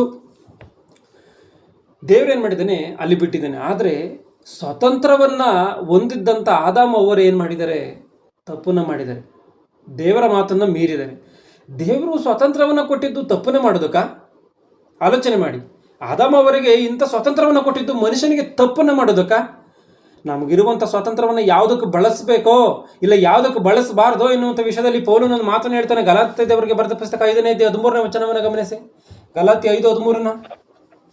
ಸಹೋದರರೇ, ನೀವು ಸ್ವತಂತ್ರರಾಗಿರಬೇಕೆಂದು ದೇವರು ನಿಮ್ಮನ್ನು ಕರೆದನು. ನಿಮ್ಮನ್ನು ದೇವರು ಕರೆದನು. ಆದರೆ ನಿಮ್ಮ ಸ್ವಾತಂತ್ರ್ಯವನ್ನು ಶರೀರಾಧೀನ ಸ್ವಭಾವಕ್ಕೆ ಆಸ್ಪದವಾಗಿ ಬಳಸದೆ ನಿಮ್ಮ ಶರೀರಾಧೀನಕ್ಕೆ ಆಸ್ಪದವಾಗಿ ಬಳಸಬಾರದಂತೆ ದೇವರು ಕೊಟ್ಟಿರುವಂಥ ಸ್ವತಂತ್ರವನ್ನ. ದೇವರು ಇವತ್ತು ಸ್ವತಂತ್ರವನ್ನ ಕೊಟ್ಟಿದ್ದಾನೆ. ನಾನು ಹೋಗಿ ವ್ಯಭಿಚಾರವನ್ನು ಮಾಡಿದ್ರೆ ದೇವರು ಮೆಚ್ಚುತ್ತಾನ? ದೇವರು ನನಗೆ ಸ್ವತಂತ್ರವನ್ನು ಕೊಟ್ಟಿದ್ದಾನೆ. ನಾನು ದೇವರಿಗೆ ವಿರುದ್ಧವಾದಂಥ ರೀತಿಯಲ್ಲಿ ಬದುಕಿದ್ರೆ ದೇವರು ಸಹಿಸ್ತಾನ? ನಮಗಿರುವಂಥ ಸ್ವಾತಂತ್ರ್ಯವನ್ನು ನಮ್ಮ ಶರೀರಾಧೀನ ಸ್ವಭಾವಕ್ಕೆ ಬಳಸಬಾರ್ದಂತೆ. ಮತ್ತೆ ಓದಿಯ ಮಾತನ್ನ ಬೇಗ. ಸಹೋದರರೇ, ನೀವು ಸ್ವತಂತ್ರರಾಗಿರಬೇಕೆಂದು ದೇವರು ನಿಮ್ಮನ್ನು ಕರೆದನು. ಆದರೆ ನಿಮಗಿರುವ ಸ್ವಾತಂತ್ರ್ಯವನ್ನು ಶರೀರಾಧೀನ ಸ್ವಭಾವಕ್ಕೆ ಆಸ್ಪದವಾಗಿ ಬಳಸದೆ ಪ್ರೀತಿಯಿಂದ ಒಬ್ಬರಿಗೆ ಸೇವೆ ಮಾಡಿರಿ. ಗಮನಿಸಿ, ಶರೀರಾಧೀನ ಸ್ವಭಾವಕ್ಕೆ ನಿನ್ನ ಸ್ವತಂತ್ರವನ್ನು ಬಳಸಬಾರದು ಎಂಬುದಾಗಿ ಹೇಳ್ತಾ ಇದ್ದಾರೆ. ಆದರೆ ಆದಾಮ ಅವರು ಬಳಸಿದ್ದು ಅವರ ಸ್ವತಂತ್ರವನ್ನು ಶರೀರ ಕ್ರಿಯೆಗೆ, ಯಾವಾಗ ನೋಡುವುದಕ್ಕೆ ರಮ್ಯವಾಗಿ ಚೆನ್ನಾಗಿ ಕಾಣ್ತೋ, ಶರೀರ ಯಾವಾಗ ಬಯಸ್ತೋ ಆದಾಮಳು ಏನು ಮಾಡಿದ್ಲು? ಹಣ್ಣು ತಿನ್ನುವುದಕ್ಕೆ ಮನಸ್ಸನ್ನು ಮಾಡಿದ್ಲು. ಅಂದರೆ ದೇವರು ಕೊಟ್ಟಂಥ ಸ್ವತಂತ್ರವನ್ನು ಇವರ ಪಾಪವನ್ನು ಮಾಡಿ ಆ ಪಾಪವನ್ನು ಮುಚ್ಚಿ ಹಾಕೋದಕ್ಕೋಸ್ಕರ ಬಳಸ್ತಾ ಇದ್ದಾರೆ. ಗಮನಿಸಿ, ನಾವು ಉದಾಹರಣೆಯಾಗಿ ಒಂದು ವಿಷಯವನ್ನು ಆಲೋಚನೆ ಮಾಡಬೇಕು. ನಮ್ಮ ಮನೆಗಳಲ್ಲಿ ಕರೆಂಟ್ಗಳಿರುತ್ತೆ. ಕರೆಂಟ್ ಇದೆ ಎಂಬುದಾಗಿ, ಕರೆಂಟ್ ಇದೆಯಲ್ಲ ನಮ್ಮ ಮನೆಯಲ್ಲಿ ಅಂತ ಹೇಳಿ ನಾವೇನಾದರೂ ಮುಟ್ತೀವ? ಆಲೋಚನೆ ಮಾಡಿ. ನಮ್ಮ ಮನೆಯಲ್ಲಿ ಬೆಂಕಿ ಪಟ್ಟಣಗಳಿರುತ್ತೆ. ಬೆಂಕಿ ಪಟ್ಟಣ ಇದೆಯಲ್ಲ ಎಂಬುದಾಗಿ ನಾವು ಬೆಂಕಿಯನ್ನು ಹಚ್ಚಿರ್ತೀವಿ ಮನೆಗೆಲ್ಲ. ಅಂದರೆ ನಾವು ಆ ರೀತಿಯಾಗಿ ಹಚ್ಚಿದ್ರೆ ಏನರ್ಥ? ಕರೆಂಟ್ ಇದೆ ಅಂತ ಎಂಬುದು ಹೇಳಿ, ಕರೆಂಟ್ ಇದೆಯಲ್ಲ ಅಂತ ಹೇಳಿ ಹೋಗಿ ನಾವು ಕರೆಂಟನ್ನು ಮುಟ್ಟಿದ್ರೆ, ಇಲ್ಲಿ ಬೆಂಕಿ ಪಟ್ಟಣ ಇದೆಯಲ್ಲ ಅಂತ ಹೇಳ್ಬಿಟ್ಟು ನಾವು ಹೋಗಿ ಮನೆಗೆ ಬೆಂಕಿಯನ್ನು ಹಚ್ಚಿಕೊಂಡ್ರೆ ಮೂರ್ಖತನ ಯಾರ್ದು? ನಮ್ಮದೇ ಮೂರ್ಖತನ ತಾನೆ. ಆ ರೀತಿಯಾಗಿ ಮಾಡ್ಕೊಂಡಂಥವ್ರೆ ಮೂರ್ಖರು. ಆ ರೀತಿಯಾಗಿ ದೇವರು ಏದೇನವನದಲ್ಲಿ ಮರವನ್ನು ಇಟ್ಟಿದ್ದಾರೆ ಅಂತ ಹೇಳ್ಬಿಟ್ಟು ಹೋಗಿ ಆ ಹಣ್ಣನ್ನು ತಿಂದರೆ, ತಿನ್ನಬೇಡ ಅಂತ ಹೇಳಿದ್ರು ಕೂಡ ಅದನ್ನು ತಿಂದಿದ್ದಾರೆ ಅಂದರೆ ಯಾರದು ತಪ್ಪು? ಆದಾಮ ಅವರದ್ದೇ ತಪ್ಪ? ಇವರದ್ದೇ ತಪ್ಪು. ಅದಕ್ಕೋಸ್ಕರವೇ ಇಲ್ಲಿ ಪೇತ್ರ ಏನು ಹೇಳ್ತಾನೆ ಒಂದ್ಸರಿ, 1 ಪೇತ್ರ 2:16 ಗಮನಿಸಿ. 1 ಪೇತ್ರ 2:16. ಸ್ವತಂತ್ರರಂತೆ ನಡೆದುಕೊಳ್ಳಿರಿ, ಆದರೆ ಕೆಟ್ಟತನವನ್ನು ಮರೆಮಾಚುವುದಕ್ಕೆ ಸ್ವತಂತ್ರವಂತೆ ನಡೆದುಕೊಳ್ಳಿರಿ. ಆದರೆ ಕೆಟ್ಟತನವನ್ನು ಮರೆಮಾಚುವುದಕ್ಕೆ ನಿಮ್ಮ ಸ್ವಾತಂತ್ರ್ಯವನ್ನು ಉಪಯೋಗಿಸಬೇಡಿರಿ. ಕೆಟ್ಟತನವನ್ನು ಮರೆಮಾಚುವುದಕ್ಕೆ ನಿಮ್ಮ ಸ್ವತಂತ್ರವನ್ನು ಉಪಯೋಗಿಸಬೇಡ್ರಿ. ಅಂದರೆ ಇವರು ಯಾವ ರೀತಿಯಾಗಿ ಉಪಯೋಗಿಸಿದ್ರು? ಇವರು ಸ್ವತಂತ್ರವನ್ನು ಯಾವ ರೀತಿಯಾಗಿ ಉಪಯೋಗಿಸಿದ್ರು? ತಪ್ಪನ್ನು ಮಾಡಿದ್ರು, ದೇವ್ರ ಮೇಲೆ ತಪ್ಪನ್ನು ಹೊರಿಸಿದ್ರು. ಇವರು ಮಾಡಿರುವಂಥ ತಪ್ಪನ್ನು ಮುಚ್ಚಿ ಹಾಕೋದಕ್ಕೆ ಇವರು ಸ್ವತಂತ್ರವನ್ನು ಬಳಸಿದ್ರು. ಆ ರೀತಿಯಾಗಿ ಮಾಡಬಾರದು. ಇಲ್ಲಿ ನಾವು ಸ್ಪಷ್ಟವಾಗಿ ಅರ್ಥ ಮಾಡಿಕೊಳ್ಳಬೇಕಾಗಿರುವಂಥ ವಿಚಾರ ಏನು ಅಂತ ಅಂದರೆ, ದೇವರು ಮನುಷ್ಯನನ್ನು ಪರೀಕ್ಷೆ ಮಾಡೋದಕ್ಕೋಸ್ಕರವೇ ಮರವನ್ನು ಇಟ್ಟಿದ್ದಾನೆ ಎನ್ನುವಂಥದ್ದನ್ನು ಸ್ಪಷ್ಟವಾಗಿ ಅರ್ಥ ಮಾಡಿಕೊಳ್ಳಬೇಕು. ಯಾಕೆಂದರೆ ಆತನೇನು ಅಜ್ಞಾನಿ ಅಲ್ಲ. ಮನುಷ್ಯನ ರೀತಿಯಲ್ಲಿ ಮರವನ್ನು ಹಾಕಿದ್ರೆ ಮನುಷ್ಯನು ತಪ್ಪನ್ನು ಮಾಡ್ತಾನೆ ಎನ್ನುವಂಥದ್ದು ದೇವರಿಗೆ ಮೊದಲೇ ಭವಿಷ್ಯತ್ ಗೊತ್ತಿದೆ. ಭವಿಷ್ಯತ್ ಗೊತ್ತಿರುವಂಥ ದೇವರು ಏನಕ್ಕೋಸ್ಕರ ಹಾಕಿದ್ರು? ಮನುಷ್ಯನನ್ನು ಪರೀಕ್ಷೆ ಮಾಡಬೇಕು. ಅದಕ್ಕೋಸ್ಕರವೇನೇನೆ ದೇವರೊಂದು ವೇಳೆ ಆ ರೀತಿಗೆ ಭವಿಷ್ಯತ್ ಎನ್ನುವಂಥದ್ದು ಗೊತ್ತಿದೆಯಲ್ಲ, ಮನುಷ್ಯನ ತಪ್ಪನ್ನು ಮಾಡ್ತಾನೆ ಎನ್ನುವಂಥದ್ದು ಗೊತ್ತಿದೆಯಲ್ಲ ಅಂತ ಹೇಳಿ ಆತನ ಆ ರೀತಿಯಾಗಿ ತಿಳ್ಕೊಂಡು ಒಂದು ವೇಳೆ ಮರವನ್ನು ಹಾಕ್ದಲೇ ಇದ್ದರೆ ದೇವರು ಮನುಷ್ಯನಿಗೆ ಸ್ವಾತಂತ್ರ್ಯವನ್ನು ಕೊಟ್ಟಂತೆ ಅಲ್ಲ. ಮನುಷ್ಯನ ತಪ್ಪನ್ನು ಮಾಡ್ತಾನೆ ಅನ್ನುವಂಥದ್ದು ಗೊತ್ತಿದೆ ಅಲ್ವಾ ದೇವರಿಗೆ. ಆ ರೀತಿಯಾಗಿ ಗೊತ್ತಿರುವಂಥ ಕಾರಣ ಒಂದು ವೇಳೆ ಮರವನ್ನು ಹಾಕ್ತಲೇ ಇದ್ದರೆ ದೇವರು ಮನುಷ್ಯನಿಗೆ ಸ್ವಾತಂತ್ರ್ಯವನ್ನು ಕೊಟ್ಟಂಥ ರೀತಿಯಲ್ಲಿ ಅಲ್ಲ. ಯಾಕೆ ಅಂತಂದರೆ ನಾವು ಸ್ವತಂತ್ರರಾಗಿ ಬದುಕಬೇಕು ಎನ್ನುವಂಥ ರೀತಿಯಲ್ಲಿ ದೇವರ ಆಲೋಚನೆ ಇಟ್ಟುಕೊಂಡಿರುವಂಥ ಕಾರಣ ಆ ರೀತಿಯಾಗಿ ಸ್ವಾತಂತ್ರ್ಯವನ್ನು ಕೊಟ್ಟಿದ್ದಾನೆ, ಮರವನ್ನು ಕೊಟ್ಟಿದ್ದಾನೆ. ಒಳ್ಳೆಯದು ಕೆಟ್ಟದು ಎನ್ನುವಂಥ ರೀತಿಯಲ್ಲಿ ವಿಭೇದ ಮಾಡುವಂಥ ತಿಳುವಳಿಕೆಯನ್ನು ಕೊಟ್ಟಿದ್ದಾನೆ. ಎಲ್ಲವನ್ನು ಕೊಟ್ಟು ವನದಲ್ಲಿ ಇಟ್ಟಿದ್ದಾನೆ. ಆ ರೀತಿಯಾಗಿ ಮರವನ್ನು ಹಾಕ್ತಲೇ ಇದ್ರೆ ಸ್ವಾತಂತ್ರ್ಯ ಕೊಟ್ಟಂಗಲ್ಲ. ಒಂದು ವೇಳೆ ಮನುಷ್ಯನ ತಪ್ಪನ್ನು ಮಾಡ್ತಾನೆ ಎಂಬುದಾಗಿ, ನನ್ನ ಮಕ್ಕಳು ಬಲಹೀನ ಎಂಬುದಾಗಿ ಆತನು ಅಂದುಕೊಂಡು ಮರವನ್ನು ಹಾಕ್ತಲೇ ಇದ್ರೆ, ಇಲ್ಲ, ಈ ಭೌತಿಕವಾಗಿ ಯಾರೇ ಆಗಲಿ ತನ್ನ ಮಕ್ಕಳು ಬಲಹೀನ ಎಂಬುದಾಗಿ ಯಾವುದೇ ಒಂದು ತಂದೆ ಮಗನ ವಿಷಯದಲ್ಲಿ ಹೇಳುವಂಥದ್ದು ಅದರದ್ದು ಎಂಥ ಒಂದು ಹೀನವಾದಂಥ ಪರಿಸ್ಥಿತಿ ಆಲೋಚನೆ ಮಾಡಿ. ಯಾವ ತಂದೆಯಾದರೂ ನನ್ನ ಮಗನ ಸ್ವಲ್ಪ ಬಲಹೀನನಪ್ಪ, ಇಲ್ಲ ನನ್ನ ಮಗನ ಸ್ವಲ್ಪ ಕುಡುಕನಪ್ಪ, ನನ್ನ ಮಗನ ಸ್ವಲ್ಪ ಅವನಲ್ಲಿ ಏನೋ ಒಂದು ಕುಂದು ಕೊರತೆಗಳಿದೆ ಕಣಪ್ಪ ಅಂತ ಹೇಳಿದ್ರೆ ಅದು ಯಾವ ರೀತಿಯಾಗಿ ತಂದೆಗೆ ಅವಮಾನ ಅಲ್ವಾ? ಆ ರೀತಿಯಾಗಿ ದೇವರು ಕೂಡ ತನ್ನ ಮಕ್ಕಳು ಅವರು ಉನ್ನತವಾದಂಥ ಸ್ಥಿತಿಯಲ್ಲಿರುವಂಥವರು, ನನ್ನ ಹೋಲಿಕೆಯಲ್ಲಿರುವಂಥವ್ರು ಎಂಬುದಾಗಿ ಹೊಂದಿಕೊಂಡಿರುವಂಥ ದೊಡ್ಡ ಸ್ಥಿತಿಯಲ್ಲಿರುವಂಥವ್ರು ಎಂಬುದಾಗಿ ಹೊಂದಿಕೊಂಡಿರುವಂಥ ಆ ದೇವರು ಆತನೊಂದು ವೇಳೆ ಭಯಪಟ್ಟು ಮರವನ್ನು ಹಾಕ್ತಲೇ ಇದ್ದರೆ ತಪ್ಪು. ದೇವರು ಮನುಷ್ಯನ ದೊಡ್ಡತನವನ್ನು ತಿಳಿಸ್ಬೇಕು ಅಂತಲೇ ಆತನ ಮರವನ್ನು ಹಾಕಿದ್ದಾನೆ. ಆದರೆ ಇವರು ತಪ್ಪನ್ನು ಮಾಡಿದ್ದಾರೆ ಅಂತಂದರೆ ತಪ್ಪನ್ನು ಮಾಡಿದ್ದಾರೆ. ಇವತ್ತು ನಾವು ಸ್ಪಷ್ಟವಾಗಿ ಒಂದು ವಿಷಯವನ್ನು ಅರ್ಥ ಮಾಡಿಕೊಳ್ಬೇಕಾದೇನು ಅಂದರೆ, ಈ ಲೋಕದಲ್ಲಿ ಭೌತಿಕವಾಗಿ ಸ್ಕೂಲ್ಗಳಲ್ಲಿ ಎಕ್ಸಾಮ್ಗಳನ್ನು ಮಾಡ್ತಿರ್ತಾರೆ. ಎಕ್ಸಾಮ್ಗಳನ್ನು ಮಾಡಿದಂಥ ಸಮಯದಲ್ಲಿ ಏನಕ್ಕೋಸ್ಕರ ಎಕ್ಸಾಮನ್ನು ಮಾಡಬೇಕು ಅಂದರೆ, ಒಂದು ತರಗತಿಯಲ್ಲಿ ಒಂದು 100 ಜನ ಹುಡುಗರಿದ್ದಾರೆ ಅಂದ್ಕೊಳ್ಳಿ. ಆ ಹುಡುಗರಲ್ಲಿ ಕೆಲವರು ಓದುವಂಥವ್ರು ಇದ್ದಾರೆ, ಕೆಲವರು ಓದಕ್ಕೆ ಬರದೇ ಇರುವಂಥವ್ರು. ಅಂದರೆ ಕೆಲವರು ವಿದ್ಯಾವಂತರಿದ್ದಾರೆ, ಕೆಲವರು ವಿದ್ಯಾಹೀನರಿದ್ದಾರೆ. ಈ ವಿದ್ಯಾಹೀನರನ್ನ ಸಮಾನ ಮಾಡಿದ್ರೆ ಸರಿ ಹೋಗುತ್ತಾ? ಸರಿ ಹೋಗಲ್ಲ. ಅದರಲ್ಲಿ ಯಾರು ಚೆನ್ನಾಗಿ ಓದ್ತಾರೆ, ಇಲ್ಲ ಯಾರು ವಿದ್ಯಾವಂತರು, ಯಾರು ಅವಿದ್ಯಾವಂತರು, ಇದನ್ನು ತಿಳಿಬೇಕು ಅಂತ ಅಂದರೆ ಪರೀಕ್ಷೆ ಮಾಡಬೇಕಾ? ಪರೀಕ್ಷೆ ಮಾಡಬೇಕು. ಆ ರೀತಿಯಾಗಿ ಪರೀಕ್ಷೆ ಮಾಡಿದಾಗಲೇ ಯಾರು ಶ್ರೇಷ್ಠನು, ಯಾರು ಕನಿಷ್ಠನು, ಯಾರು ವಿದ್ಯಾವಂತನು, ಯಾರು ಅವಿದ್ಯಾವಂತನು, ಯಾರು ವಿದ್ಯಾಹೀನನು ಎನ್ನುವಂಥದ್ದು ಸ್ಪಷ್ಟವಾಗಿ ತೇಲಿ ಹೋಗುತ್ತೆ. ಪರಲೋಕ ಎನ್ನುವಂಥದ್ದು ಫುಟ್ಪಾತ್ ಅಲ್ಲ.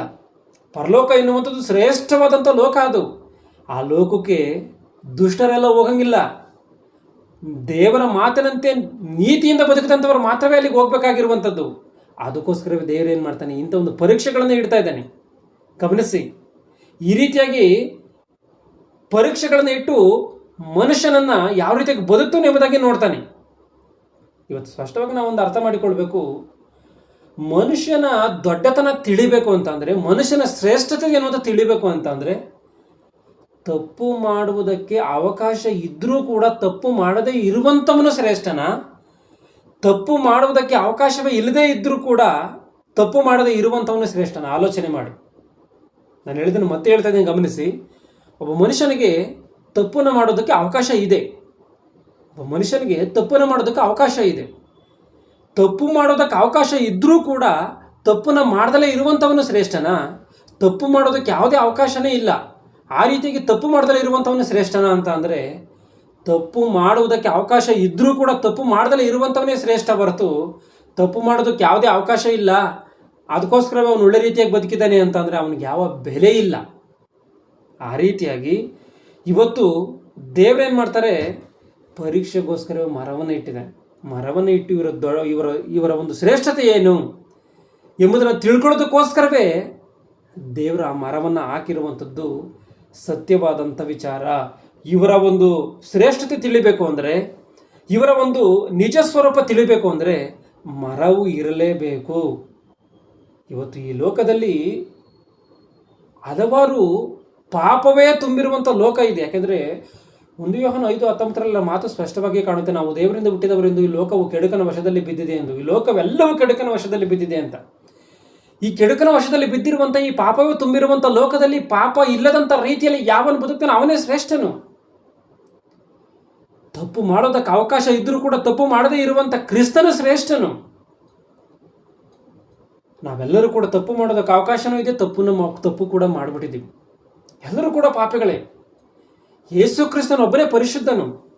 ಆ ರೀತಿಯಾಗಿ ಇವತ್ತು ನಾವು ಈ ಪ್ರಕೃತಿಯನ್ನು ಗಮನಿಸುವಂಥದ್ದಾದರೆ, ಒಂದು ನೀರಿನಲ್ಲಿರುವಂಥ ಮೀನು 24 ಗಂಟೆ ಅದು ಹುಟ್ಟಿದಾಗಿನಿಂದ ಸಾಯುವಂಥ ಕಾಲದವರೆಗೂ ಕೂಡ ಉಪ್ಪು ನೀರಿನಲ್ಲೇ ಬೆಳೆದರೂ ಕೂಡ ಉಪ್ಪನ್ನು ಮೈಗಂಟಿಸಿಕೊಳ್ಳದಂಥ ರೀತಿಯಲ್ಲಿ ಅದು ಬದುಕುತ್ತೆ.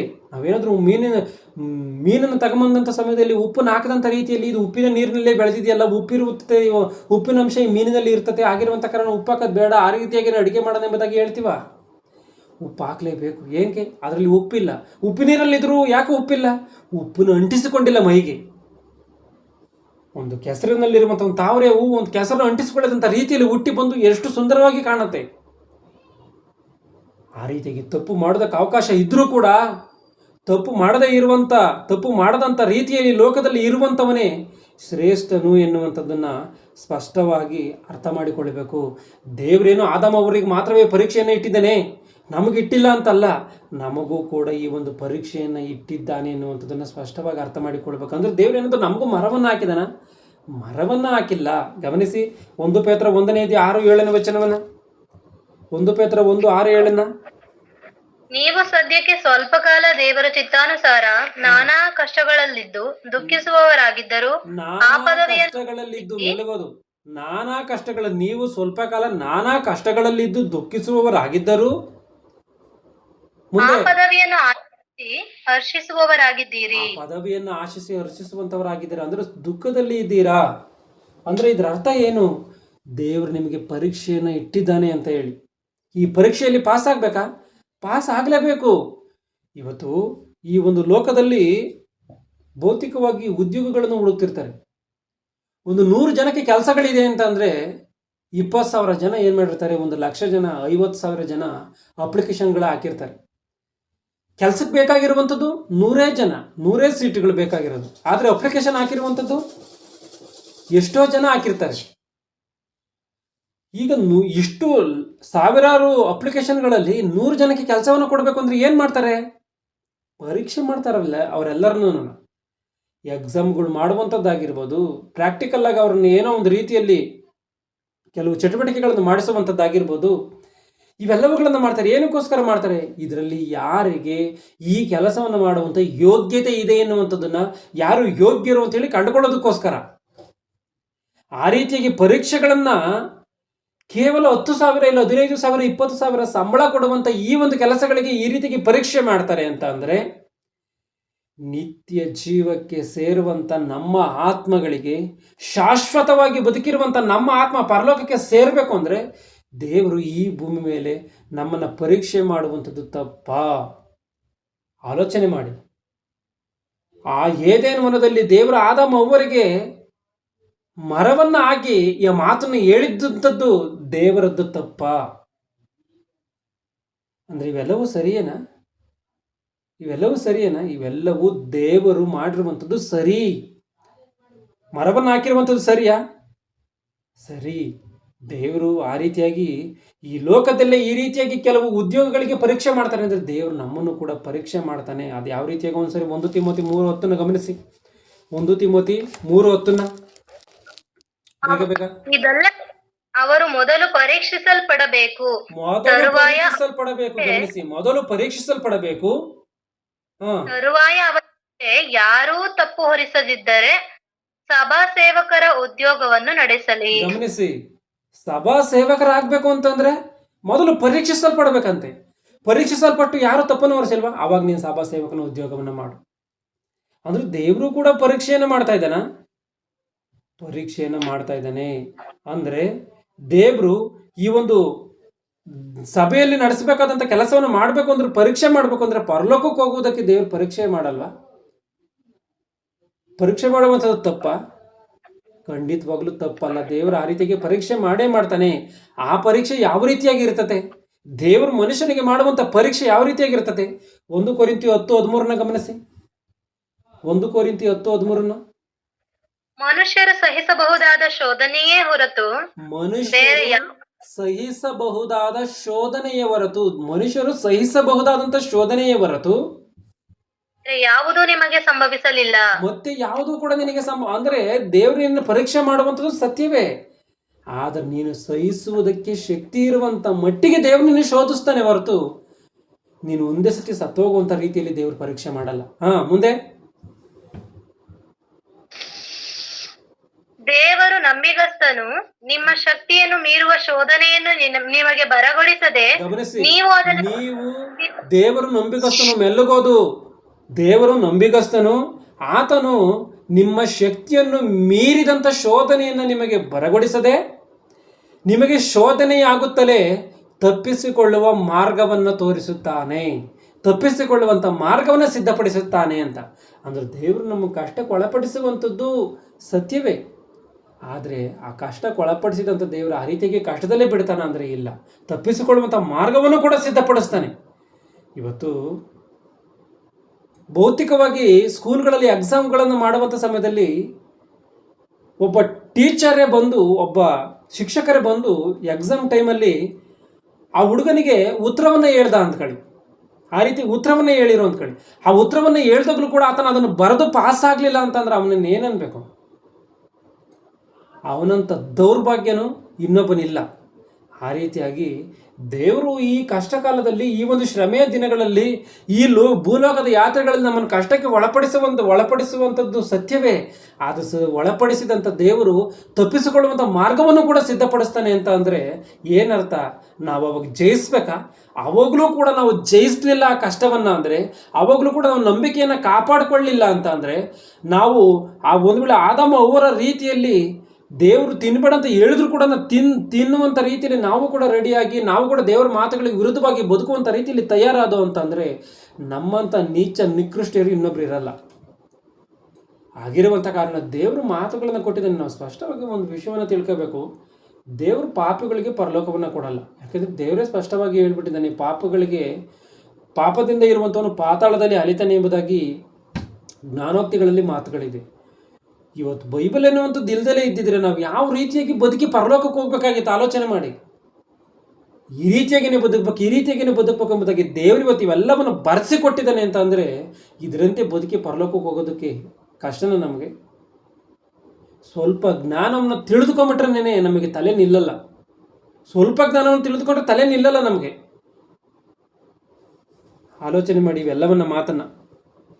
ಆಗಿರುವಂಥ ಕಾರಣ ಇಂಥ ಒಂದು ಪರೀಕ್ಷೆಯನ್ನು ನಾವು ಈ ಪರೀಕ್ಷೆಯಲ್ಲಿ ಜಯಿಸಿ, ಶೋಧನೆಯನ್ನು ಸಹಿಸಿ ನಾವು ದೇವರಿಗೆ ಜಯವನ್ನು ಕೊಡಬೇಕು, ದೇವರಿಗೆ ಮಹಿಮೆಯಾಗುವಂಥ ರೀತಿಯಲ್ಲಿ ಬದುಕಬೇಕು. ದೇವರು ಹೇಳಿದಂಥ ರೀತಿಯಲ್ಲಿ ನಾವು ದೇವರ ಮಾತುಗಳು ವಿರುದ್ಧವಾಗಿ ಬದುಕಿ ದೇವರಿಗೆ ಅವಮಾನ ಮಾಡುವಂಥ ರೀತಿಯಲ್ಲಿ, ಆದಮ ಅವಳ ರೀತಿಯಲ್ಲಿ ನಾವು ತಯಾರಾಗಬಾರ್ದು. ಆ ರೀತಿಯಾಗಿ ಶೋಧನೆಯನ್ನು ಜಯಿಸಿ ಅವರ ಒಂದು ಪರೀಕ್ಷೆಯಲ್ಲಿ ಜಯಿಸಿ ಶೋಧನೆಯನ್ನು ಸಹಿಸುವಂಥ ಭಕ್ತರು ಯಾರಾದರೂ ಇದ್ದಾರಾ ಅಂತ ಅಂದರೆ ಒಬ್ಬ ಮಹಾನುಭಾವನನ್ನು ನೋಡಿ. ಯೋಬನ ಗ್ರಂಥ 1ನೇ ಅಧ್ಯಾಯ 8ನೇ ವಚನದಿಂದ 12ನೇ ವಚನದವರೆಗೂ. ಯೋಬನ ಗ್ರಂಥ 1ನೇ ಅಧ್ಯಾಯ 8ರಿಂದ 12 ಗಮನಿಸಿ. ಆಗ ಯೆಹೋವನು, ನನ್ನ ದಾಸನಾದ ಯೋಬನ ಮೇಲೆ ಗಮನವಿಟ್ಟೆಯಾ? ದೇವರಲ್ಲಿ ಭಯಭಕ್ತಿಯುಳ್ಳವನಾಗಿ ಕೆಟ್ಟದ್ದನ್ನು ನಿರಾಕರಿಸುತ್ತಾ ನಿರ್ದೋಷಿಯೂ ಯಥಾರ್ಥ ಚಿತ್ತನೂ ಆಗಿದ್ದಾನೆ. ಅವನಿಗೆ ಸಮಾನನು ಭೂಲೋಕದಲ್ಲಿ ಎಲ್ಲಿಯೂ ಸಿಕ್ಕುವುದಿಲ್ಲ ಎಂದು ಸೈತಾನನಿಗೆ ಹೇಳಿದನು. ದೇವರು ಒಂದು ಸರ್ಟಿಫಿಕೇಟ್ ಅನ್ನು ಕೊಡ್ತಾ ಇದ್ರು ಯೋಬನ ವಿಷಯದಲ್ಲಿ. ಇಂಥ ಒಂದು ನೀತಿವಂತನು ಭೂಲೋಕದಲ್ಲಿ ಎಲ್ಲಿಯೂ ಕೂಡ ಸಿಗಲ್ಲ ಅಂತ. ಅಂದ್ರೆ ದೇವರು ಭೂಲೋಕದಲ್ಲಿ ಎಲ್ಲನೂ ನೋಡ್ತಾ ಇದ್ದಾನ. ಯಾರು ನನಗೋಸ್ಕರ ಬದುಕುವಂಥವನು, ಯಾರು ನೀತಿವಂತನ ಎಂಬುದಾಗಿ ದೇವರು ನೋಡ್ತಾ ಇದ್ದಾನೆ. ನೋಡುವಂಥ ಕಾರಣವೇ ಯೋಬನ ವಿಷಯದಲ್ಲಿ ಹೇಳ್ತಾ ಇದ್ದಾರೆ, ಇನ್ನೆಲ್ಲೂ ಭೂಲೋಕದಲ್ಲಿ ಎಲ್ಲೂ ಇಲ್ಲಪ್ಪ, ಇವನು ಒಬ್ಬನೇನೇ ನೀತಿವಂತನು ಎಂಬುದಾಗಿ. ಗಮನಿಸಿ, ಅಂದರೆ ಯೋಬನಿಗೆ ದೇವರು ಪರೀಕ್ಷೆಯನ್ನು ಇಟ್ಟಿದ್ದಾರೆ.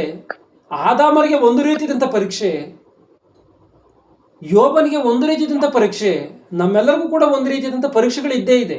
ಆದರೆ ಯೋಬನ್ ಏನು ಮಾಡಿದ್ದಾನೆ, ಆತನಿಗೆ ದೇವರಿಟ್ಟಿರುವಂಥ ಪರೀಕ್ಷೆಯಲ್ಲಿ ಆತನ ಆ ಒಂದು ಪರೀಕ್ಷೆಯನ್ನು ಗೆದ್ದು ದೇವರಿಗೆ ಮಹಿಮೆ ಆಗುವಂಥ ರೀತಿಯಲ್ಲಿ ಆತನು ಬದುಕಿದ್ದಾನೆ.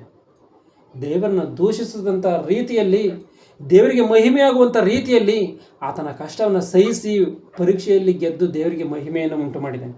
ಮಹಿಮೆ ಆಗುವಂಥ ರೀತಿಯಲ್ಲಿ ಆತನು ಬದುಕಿದ್ದಾನೆ. ಆದರೆ ಆದಾಮ ಅವರು ಏನು ಮಾಡಿದ್ದಾರೆ? ಆದಾಮ ಅವರು ದೇವರ ಮಾತನ್ನು ಮೀರಿ ಆದಾಮ ಅವರು ದೇವರಿಗೆ ಅವಮಾನವನ್ನು ಮಾಡಿದ್ದಾರೆ. ಆ ರೀತಿಯಾಗಿ ಅವಮಾನ ಮಾಡುವಂಥದ್ದು ತಪ್ಪು ಎನ್ನುವಂಥದ್ದನ್ನು ನಾವು ಸ್ಪಷ್ಟವಾಗಿ ಅರ್ಥ ಮಾಡಿಕೊಳ್ಳಬೇಕು. ಅದಕ್ಕೆ ಪೌಲನ ಮಾತನ್ನು ಹೇಳ್ತಾನೆ ಒಂದ್ಸರಿ 1 ಕೊರಿಂಥಿ 10:23 ಗಮನಿಸಿ. 1 ಕೊರಿಂಥಿ 10:23. ಎಲ್ಲಾ ಕಾರ್ಯಗಳನ್ನು ಮಾಡುವುದಕ್ಕೆ ಸ್ವಾತಂತ್ರ್ಯ ಉಂಟು. ಎಲ್ಲಾ ಕಾರ್ಯಗಳನ್ನು ಮಾಡುವುದಕ್ಕೆ ನನಗೆ ಸ್ವಾತಂತ್ರ್ಯವೇನೋ ಇದೆ. ತಪ್ಪನ್ನು ಮಾಡೋದಕ್ಕೂ ಕೂಡ ಸ್ವಾತಂತ್ರ್ಯ ಇದೆ. ನೀತಿವಂತನಾಗಿ ನಡ್ಕೊಳ್ಳೋದಕ್ಕೂ ಕೂಡ ಸ್ವಾತಂತ್ರ್ಯ ಇದೆ. ಆದರೆ ಎಲ್ಲವೂ ವಿಹಿತವಾಗಿರುವುದಿಲ್ಲ. ತಪ್ಪನ್ನು ಮಾಡೋದಕ್ಕೆ ಅವಕಾಶ ಇದೆ. ಎಲ್ಲದನ್ನು ಮಾಡೋದಕ್ಕೆ ಯಾವ ರೀತಿಯಾಗಿ ಬದುಕೋದಕ್ಕಾದ್ರೂ ಅವಕಾಶ ಇದೆ. ಆದರೆ ಎಲ್ಲವೂ ವಿಹಿತವಾಗಿ ಅನುಕೂಲವಾಗಿ ಇರುವುದಿಲ್ಲ. ಎಲ್ಲಾ ಕಾರ್ಯಗಳನ್ನು ಮಾಡುವುದಕ್ಕೆ ಸ್ವಾತಂತ್ರ್ಯ ಉಂಟು. ಆದರೆ ಎಲ್ಲವೂ ಭಕ್ತಿಯನ್ನು ಬೆಳೆಸುವುದಿಲ್ಲ.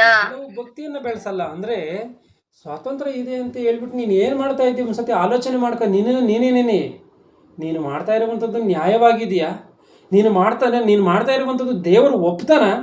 ಯಾವ ಕೆಲಸವೇ ಆಗಿರ್ಬೋದು, ನೀನು ಬೆಳಗ್ಗೆ ಎದ್ದಾಗಿನಿಂದ ಹಿಡಿದು ರಾತ್ರಿ ಮಲಗುವಂಥ ಸಮಯದವರೆಗೂ ನೀನು ಮಾಡುವಂಥ ಪ್ರತಿಯೊಂದು, ನೀನು ತಿನ್ನುವಂಥ ಊಟದಿಂದ ಹಿಡಿದು, ನೀನು ಮಾಡುವಂಥ ಆಲೋಚನೆಗಳಿಂದ ಹಿಡಿದು, ನೀನು ನಡ್ಕೊಳ್ಳುವಂಥ ರೀತಿಗಳಿಂದ ಹಿಡಿದು ಎಲ್ಲದರಲ್ಲೂ ದೇವರಿದನ್ನು ಮೆಚ್ಚುತ್ತಾನ? ದೇವರು ಮೆಚ್ಚಲ್ವಾ? ದೇವರಿದನ್ನು ಒಪ್ತಾನ? ದೇವರು ಒಪ್ಪಲ್ವಾ? ಈ ರೀತಿಯಾಗಿ ನೀನು ಆಲೋಚನೆ ಮಾಡ್ತೀಯ? ಸ್ವಲ್ಪವಾದದರಲ್ಲಿ ನೀನು ನಂಬಿಕಸ್ಥನಾಗಿ ಇರದಲೇ ಇದ್ದರೆ ನಿನಗೆ ಸತ್ಯವಾದಂಥ ದೇವರ ಕೆಲಸವು ಎಲ್ಲ ಯಾವ ರೀತಿಯಾಗಿ ದೊರಕುತ್ತೆ? ಆಲೋಚನೆ ಮಾಡಿ. ಸ್ವಾತಂತ್ರ್ಯ ಇದೆ ಅಂತ ಹೇಳಿ ಇಷ್ಟಾನುಸಾರವಾಗಿ ಜೀವಿಸಿದ್ರೆ ಶಾಪವನ್ನು ತಂದುಕೊಳ್ಬೇಕಾಗುತ್ತೆ ಆದಾಮ ಅವರ ರೀತಿಯಲ್ಲಿ. ಯಾಕೋಬನ ಗ್ರಂಥ 1:25 ಗಮನಿಸಿ. ಯಾಕೋಬ 1:25. ಆದರೆ ಬಿಡುಗಡೆಯನ್ನುಂಟು ಮಾಡುವ ಸರ್ವೋತ್ತಮ ಧರ್ಮ ಪ್ರಕಾರವನ್ನು ಲಕ್ಷ್ಯ ಕೊಟ್ಟು ನೋಡಿ,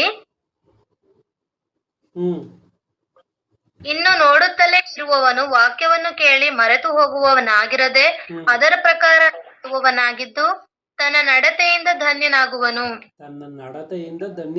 ಅಂತ ಅಂದ್ರೆ ದೇವರ ಮಾತುಗಳಿಗೆ ಅನುಸಾರವಾಗಿ ಮನುಷ್ಯನು ಬದುಕಬೇಕು.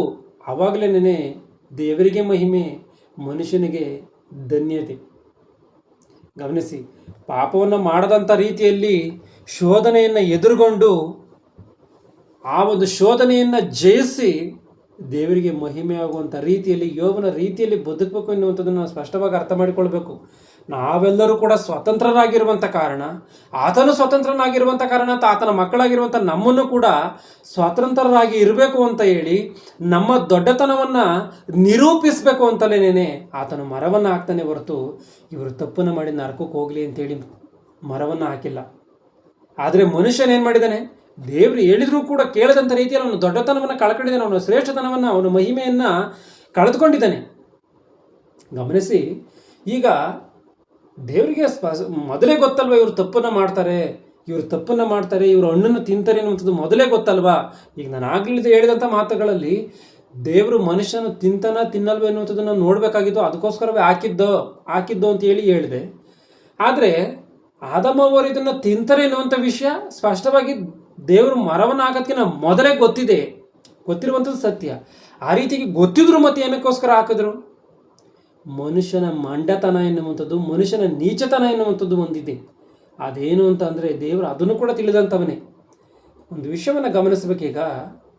ಈಗ ದೇವರೇನು ಮಾಡಿದ್ದಾನೆ? ಸೃಷ್ಟಿ ಕಾರ್ಯಕ್ರಮವನ್ನು ಮಾಡಿದ್ದಾನೆ. ಆ ಏದೇನು ವನದಲ್ಲಿ ದೇವರು ಆದಾಮ ಅವರನ್ನು ಇಟ್ಟಿದ್ದಾನೆ. ಆದರೆ ಒಳ್ಳೆದರ ಕೆಟ್ಟದರ ಅರಿವನ್ನು ಉಂಟು ಮಾಡುವಂಥ ಮರದ ಹಣ್ಣನ್ನು ಮಾತ್ರ ಅಲ್ಲಿ ಇಟ್ಟಿಲ್ಲ. ಈಗ ಜಸ್ಟ್ ಈ ರೀತಿಯಾಗಿ ಅಂದ್ಕೊಳ್ಳಿ, ಊಹೆಯನ್ನು ಮಾಡ್ಕೊಳ್ಳಿ. ದೇವರು ಒಳ್ಳೆದರ ಕೆಟ್ಟದರ ಅರಿವನ್ನು ಉಂಟು ಮಾಡುವಂಥ ಮರವನ್ನು ದೇವರಲ್ಲಿ ಇಟ್ಟಿಲ್ಲ. ಎಲ್ಲವೂ ತಿನ್ನುವಂಥದ್ದನ್ನು ಇಟ್ಟಿದ್ದಾನೆ. ಮನುಷ್ಯನ ಆ ರೀತಿಯಾಗಿ ತಿಂದಿದ್ದಾನೆ, ಬದುಕಿದ್ದಾನೆ. ಆನಂತರ ಎಲ್ಲ ಮನುಷ್ಯರು ಆ ರೀತಿಯಾಗಿಯೇ ಏನೋ ಬದುಕಿದ್ದಾರೆ. ಕೊನೆಯದಾಗಿ ಎಲ್ಲವೂ ಕೂಡ ಜಗತ್ತು ಎನ್ನುವಂಥದ್ದು ನಾಶವಾಗಿ ಎಲ್ಲರೂ ಕೂಡ ಪರಲೋಕಕ್ಕೆ ಹೋಗಿದ್ದಾರೆ ಅಂದ್ಕೊಳ್ಳಿ. ದೇವರೇನು ಮಾಡಿದ್ದಾನೆ? ಸಿಂಹಾಸನದ ಮೇಲೆ ತಂದೆಯಾದಂಥ ದೇವರು ಕೂತ್ಕೊಂಡಿದ್ದಾರೆ. ಎಲ್ಲ ಮನುಷ್ಯರು ಅಲ್ಲಿದ್ದಾರೆ. ದೇವರ ಮಕ್ಕಳಾಗಿರುವಂಥ ನಾವೆಲ್ಲರೂ ಕೂಡ ಅಲ್ಲಿದ್ದಾರೆ.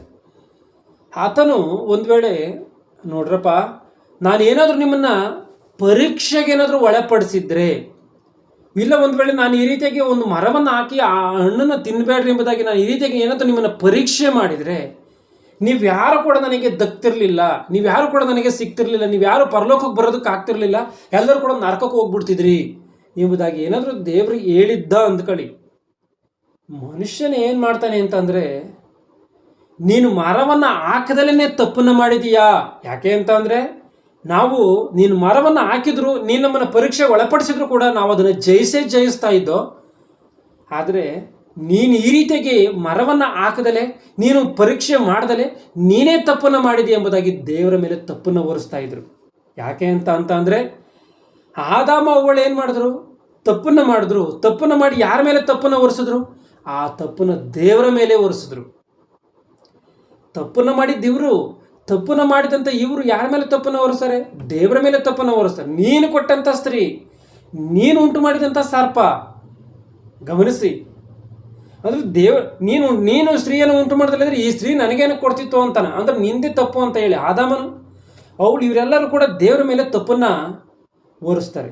ಆ ರೀತಿಯಾಗಿ ದೇವರು ಆತನ ಮೇಲೆ ತಪ್ಪನ್ನು ಮಾಡದೇ ಇರುವಂಥ ಮಹಾಪರಿಶುದ್ಧನಾಗಿರುವಂಥ ದೇವರು ಆತನ ಮೇಲೆ ಯಾವ ರೀತಿಯಾಗಿ ತಪ್ಪು ಆಪಾದನೆಯನ್ನು ಒತ್ಕೊಳ್ಳೋದಕ್ಕೆ ಇಷ್ಟಪಡ್ತಾನೆ. ಆಲೋಚನೆ ಮಾಡಿ.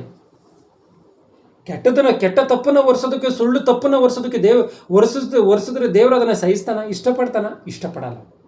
ಯಾವ ತಂದೆ ಆದರೂ ಮಕ್ಕಳಿಂದ ದೂಷಣೆ ಮಾಡೋದನ್ನು ಇಷ್ಟಪಡ್ತಾರ? ಸಹಿಸ್ತಾರ? ಆಲೋಚನೆ ಮಾಡಿ.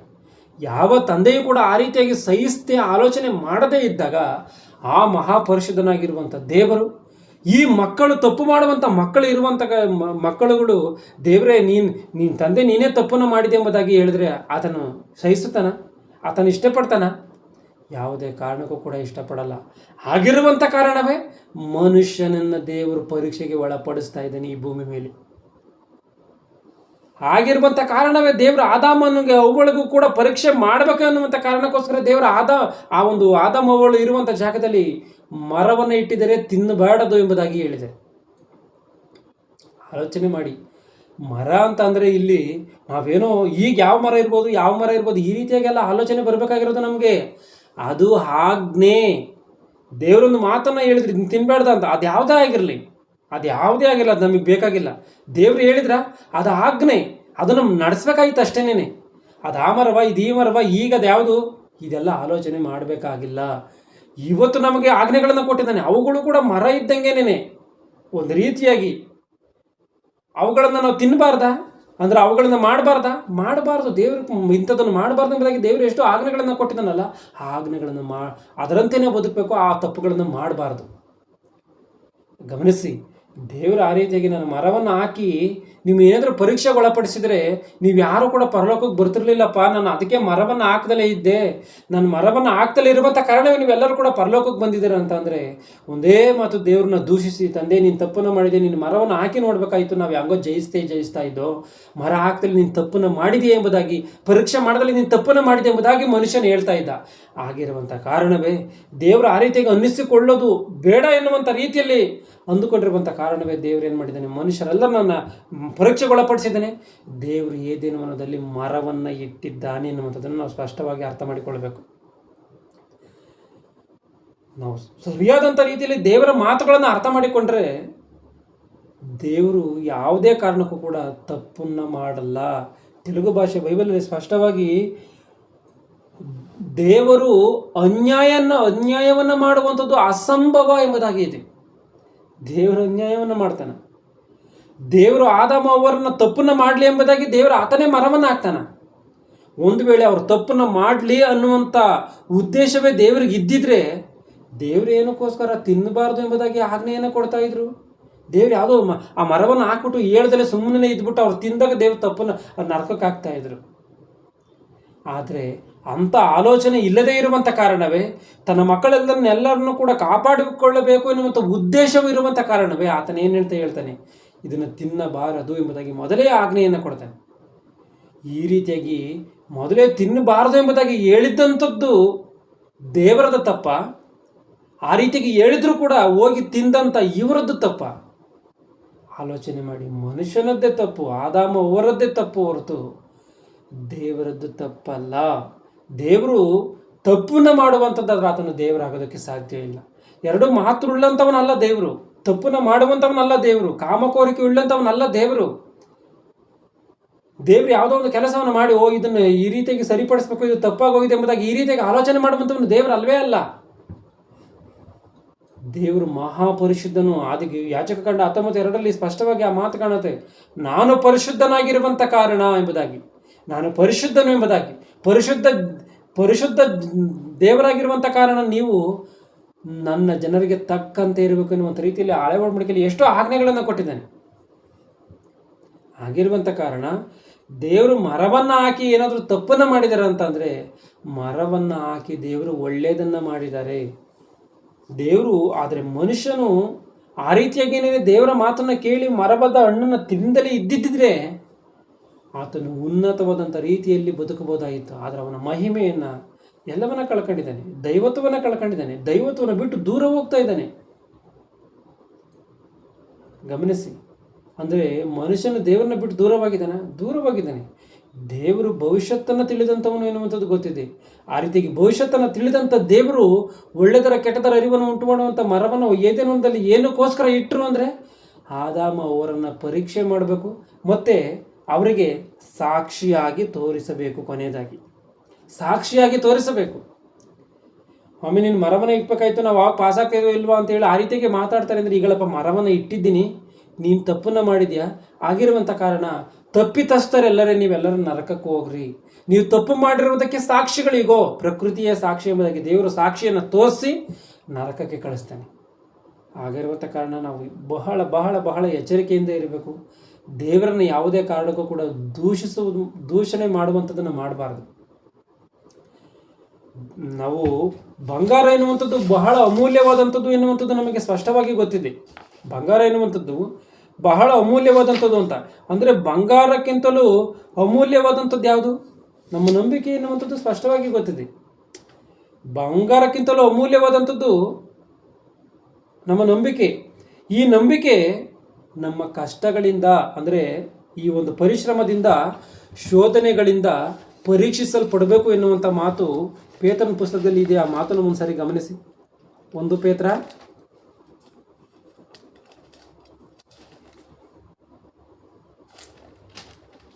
ಆ ರೆಫರೆನ್ಸ್ ಓದಿಸ್ಬರ್ತೀವಿ. 1ನೇ 7ನೇ ವಚನವನ್ನು ಗಮನಿಸಿ. 1 ಪೇತ್ರ 1:7. ಬಂಗಾರವು ನಾಶವಾಗುವಂತದ್ದಾಗಿದ್ದರೂ ಅದನ್ನು ಬೆಂಕಿಯಲ್ಲಿ ಬಂಗಾರವು ನಾಶವಾಗುವಂಥದ್ದಾಗಿದ್ದರೂ ಅದನ್ನು ಪುಟಕ್ಕೆ ಹಾಕಿ ಶೋಧಿಸುವುದುಂಟಷ್ಟೇ. ಬಂಗಾರ ಎನ್ನುವಂಥದ್ದು ನಾಶವಾಗುವಂಥ ಪದಾರ್ಥ. ಯಾಕೆಂದರೆ ಈ ಲೋಕ ಯಾವುದೂ ಕೂಡ ಇರಲ್ಲ, ಎಲ್ಲವೂ ಕೂಡ ಒಂದು ನಾಶವಾಗಿ ಹೋಗುವಂಥದ್ದೇ. ಈ ನಾಶವಾಗಿ ಹೋಗುವಂಥದ್ದನ್ನು ಕೂಡ ಬೆಂಕಿಯಲ್ಲಿ ಪುಟಕ್ಕೆ ಹಾಕಿ ಶೋಧಿಸುವುದು ಉಂಟಷ್ಟೇ. ಅದು ವಾಸ್ತವವಾದಂಥದ್ದು. ಬಂಗಾರಕ್ಕಿಂತ ಅಮೂಲ್ಯವಾಗಿರುವಂಥದ್ದು ಯಾವುದು ಅಂದರೆ ನಮ್ಮ ನಂಬಿಕೆ. ಗಮನಿಸಿ, ನಾವು ನಂಬಿಕೆಯನ್ನು ಕಸಕ್ಕೆ ಸಮ ಮಾಡಿಕೊಂಡು ಬಂಗಾರವೇ ಶ್ರೇಷ್ಠ ಅಂತೇಳಿ ಅಂದ್ಕೊಂಡಿದ್ದೀವಿ. ಆದರೆ ಬಂಗಾರಕ್ಕಿಂತ ಅಮೂಲ್ಯವಾಗಿರುವಂಥ ನಿಮ್ಮ ನಂಬಿಕೆಯು ಈ ಕಷ್ಟಗಳಿಂದ ಶೋಧಿತವಾಗಿ ಯೇಸು ಕ್ರಿಸ್ತನು ಪ್ರತ್ಯಕ್ಷನಾಗುವಾಗ ನಿಮಗೆ ಕೀರ್ತಿ ಪ್ರಭಾವ ಮಾನಗಳನ್ನು ಉಂಟು ಮಾಡುವುದು. ಅಂದರೆ ಬಂಗಾರಕ್ಕಿಂತಲೂ ಅಮೂಲ್ಯವಾದಂಥದ್ದು ನಮ್ಮ ನಂಬಿಕೆ. ದೇವರ ಮೇಲೆ ನಂಬಿಕೆ ಇದೆ ಅಂತೇಳಿ, ಇಷ್ಟಾನುಸಾರವಾಗಿ ನಮ್ಮ ಸ್ವಾತಂತ್ರ್ಯ ಇದೆ ಅಂತೇಳಿ ನಮ್ಮ ಸ್ವಾತಂತ್ರ್ಯವನ್ನು ಕೆಟ್ಟದಕ್ಕೆ ಬಳಸ್ಕೊಂಡು ಮೆರೆಯೋದಕ್ಕೆ ಹೋದರೆ ಮಣ್ಣಲ್ಲಿ ಮಣ್ಣಾಗಿ ಹೋಗೋದಕ್ಕೆ ಸಿದ್ಧರಾಗಿ ಇರಬೇಕಾಗುತ್ತೆ. ಹಾಗಿರುವಂಥ ಕಾರಣ ಈ ಮಾತುಗಳನ್ನು ಗಮನಿಸಿ. ದೇವರು ಸ್ವಾತಂತ್ರ್ಯವನ್ನು ಕೊಟ್ಟಿದ್ದಾನೆ. ಆ ಸ್ವಾತಂತ್ರ್ಯವನ್ನು ನೀನು ಯಾವುದಕ್ಕೋಸ್ಕರ ಬಳಸ್ತಾ ಇದ್ದೀನಿ? ನಿನ್ನ ಶರೀರಾಧೀನಕ್ಕೋಸ್ಕರ ಬಳಸ್ತಾ ಇದೆಯಾ? ಈ ಲೋಕದ ಆಚಾರಗಳಿಗೆ ಬಳಸ್ತಾ ಇದೆಯಾ? ಈ ಲೋಕದಲ್ಲಿರುವಂಥ ಕೆಟ್ಟ ಕಾರ್ಯಗಳಿಗೆ ಬಳಸ್ತಾ ಇದೆಯಾ? ಇಲ್ಲ, ದೇವರಿಗೋಸ್ಕರ ನೀತಿ ಕಾರ್ಯಗಳಿಗೆ ನಿನ್ನ ಸ್ವಾತಂತ್ರ್ಯವನ್ನು ಬಳಸ್ತಾ ಇದೆಯಾ? ನಿನ್ನ ಆಲೋಚನೆಗಳನ್ನು ಬಳಸ್ತಾ ಇದೆಯಾ? ನಿನ್ನ ಶರೀರವನ್ನು ಬಳಸ್ತಾ ಇದೆಯಾ? ಆಲೋಚನೆ ಮಾಡಿ ತಿಳಿದುಕೋ. ಎಲ್ಲರೂ ಕಣ್ಣುಗಳನ್ನು ಮುಚ್ಚಿ ಪ್ರಾರ್ಥನೆಯನ್ನು ಮಾಡ್ತೇನೆ. ನಮ್ಮ